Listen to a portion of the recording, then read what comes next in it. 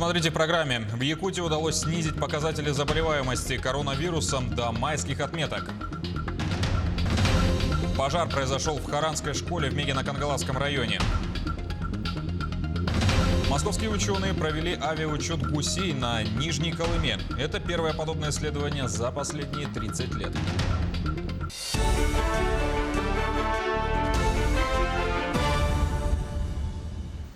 В эфире новости, в студии Василий Радченко. Здравствуйте.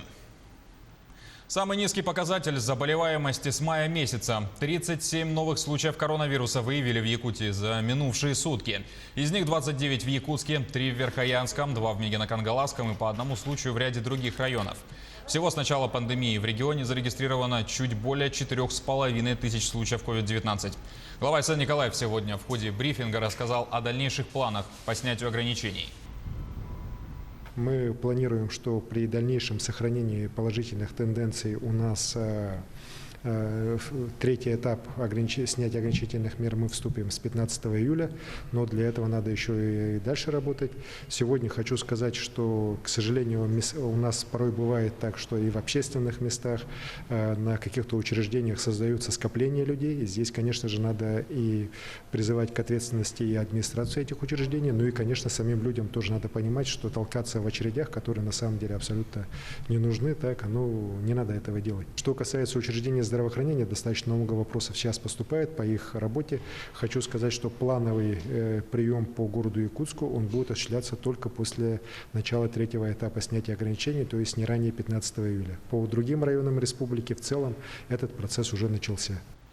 Премьер Михаил Мишустин утвердил правила выдачи финансовой помощи для бизнеса на профилактику COVID-19. Около 500 тысяч малых и средних компаний, а также социально ориентированных некоммерческих организаций смогут получить субсидию, компенсирующую затраты. Заявку на выплату можно подать через личный кабинет налогоплательщика с 15 июля по 15 августа. Правительство уже выделило 20 миллиардов рублей на эти цели. В июне полпред президента на Дальнем Востоке Юрий Трутнев поручил федеральным министерствам в приоритетном порядке рассмотреть вопрос о предоставлении господдержки компаниям, организующим северный завоз. Одной из таких компаний стал резидент ТОР Якутия, грузовой терминал Нижний Бестях. Его работа позволит значительно облегчить проблему северного завоза. По соглашению с корпорацией развития Дальнего Востока инвестор планирует вложить в проект более 3 миллиардов рублей и трудоустроить 190 человек. А общая мощность терминала составит 2 миллиона тонн груза в год. Главная цель грузового терминала – создать транспортно-логистический узел, который свяжет железную дорогу, автомобильный и водный транспорт и, как следствие, сформирует трафик грузов с Арктикой. В этом году были закончены работы по устройству причальной набережной, это 100 метров, и открылка, еще порядка 130 метров. Также в этом году было уложено 125 метров подкрановых путей, смонтированы 2 портальных крана грузоподъемностью 32 тонны. Подготовлены документы для введения в эксплуатацию кранов. Планируем в этом году сдать причальную набережную и начать работать. Быстрые и качественные работы по созданию грузового терминала стали возможны из-за преференций для территорий опережающего развития, таких как административная помощь и фискальные льготы, снижение ставок по социальным отчислениям, налогу на прибыль, землю и другие. Сэкономленные средства компания рассчитывает потратить на приобретение материалов и оборудования для развития инфраструктуры современного логистического объекта. В 2021 году планируется подвести железнодорожные пути непосредственно под краны, что позволит исключить одну из транспортных составляющих, как автомобильный транспорт, что скажется на удешевлении доставки грузов в Арктику. Также компания планирует создать новые рабочие места для жителей Якутии. Но самое главное, выход терминала на полную рабочую мощность поможет наладить поток грузов. А это значит, что жители Арктики не будут испытывать проблем с нехваткой продуктов, ГСМ, медикаментов и всего самого необходимого. Также правительство России выделило более 4 миллиардов рублей на создание временных рабочих мест. Гражданам, которые обратились в службы занятости, а также безработным, предложат трудоустройство в строительстве, агропромышленном комплексе, в сфере транспорта, ЖКХ, на благоустройстве территории, а также в социальных службах по уходу за пожилыми людьми. Кроме того, на предприятиях, где сотрудников перевели на неполную занятость, можно будет организовать дополнительную временную работу. Такие меры позволят временно трудоустроить более 80 тысяч человек. Средства будут выделены из резервного фонда правительства. Проконтролировать их целевое использование предстоит Роструду. Пожар накануне произошел в Харанской школе в Мегино-Кангаласском районе Якутии. На момент прибытия пожарных уже была угроза распространения огня на соседнее здание. Тушили силами 15 огнеборцев и 4 единиц техники. Также задействовали добровольное пожарное формирование Харанского наслега. В результате пожара, произошедшего 5 июля, старое законсервированное здание Харанская СОЖ огнем уничтожено по всей площади. Проводится на данный момент доследственная проверка. Причина, виновное лицо, ущерб устанавливается. Московские ученые провели авиаучет гусей на Нижней Колыме. На протяжении недели работали сотрудники Института проблем экологии и эволюции. По их словам, информация, которую удалось собрать, пригодится для многих целей. Это определение квот и сроков охоты, мер по защите птиц и другое. Помимо гусей работали по водоплавающим птицам, журавлям, чайкам. Также ученые отметили, что до этого авиаучет не проводился более 30 лет. В Вилюйском районе Якутии в этом году единый госэкзамен сдают всего 126 участников. Из них 107 выпускники этого года.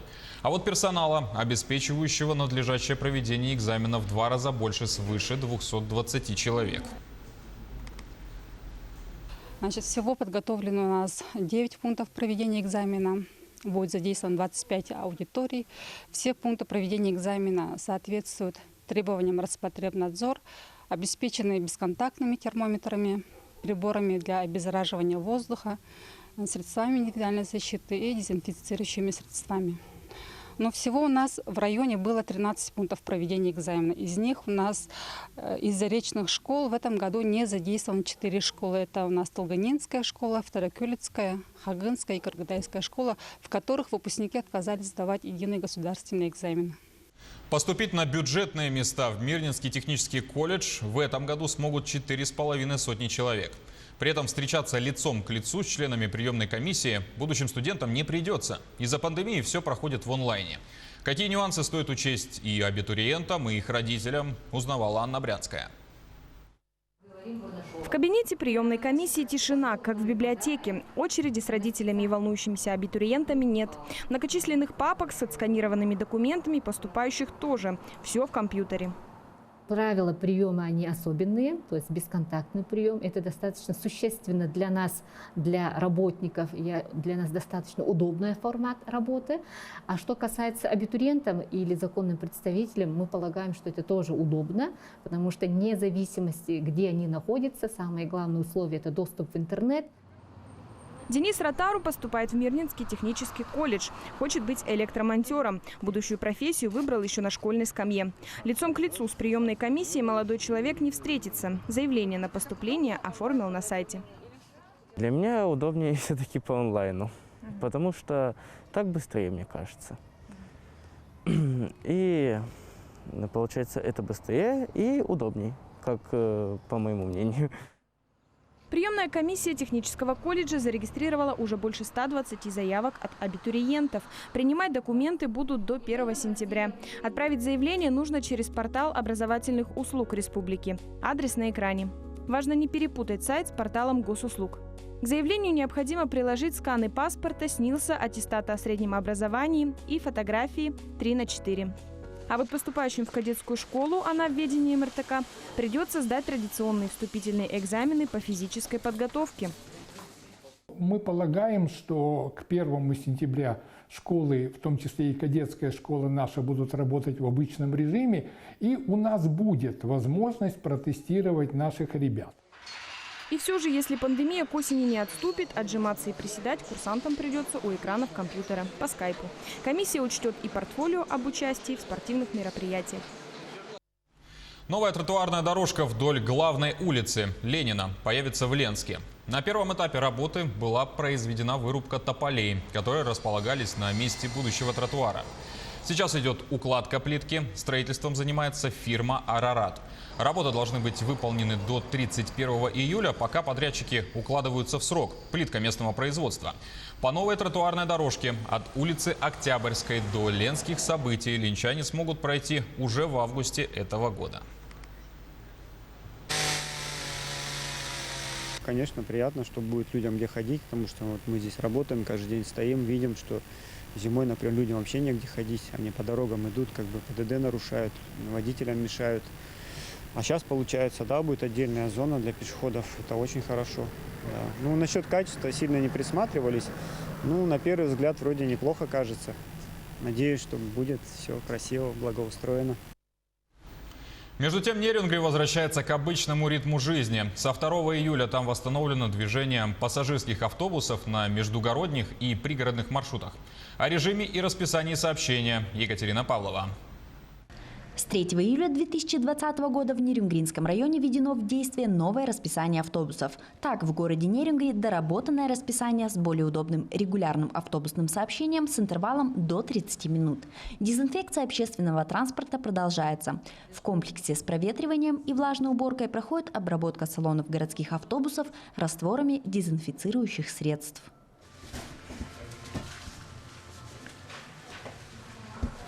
Во время наиболее острой обстановки, связанной с пандемией, общественный транспорт существенно сократил все рейсы. Так добраться с города до ближайших поселков стало большой проблемой. Добирались только если где-то с кем-то на машинах, на попутных, в больницу, в аптеку, ну, любые магазины. Все было очень сложно.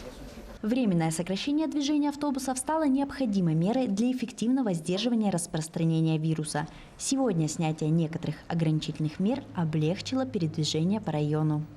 Замечательно. После карантина открылись автобусы в Иенгру и поселок Золотинка. Ходят регулярно, 2 раза в день. Утром 2 автобуса идет и вечером 2. Несмотря на то, что в Якутии стабилизация уровня заболеваемости и второй этап снятия ограничений, при этом режим повышенной готовности сохраняется и ряд ограничений остаются. Власти рекомендуют якутянам не расслабляться, понимать, что борьба с заболеванием еще не закончена и соблюдать все санитарные меры. Екатерина Павлова, Захар Головин, Нерюнгри. И на этом пока вся информация. Спасибо за внимание и до встречи в эфире.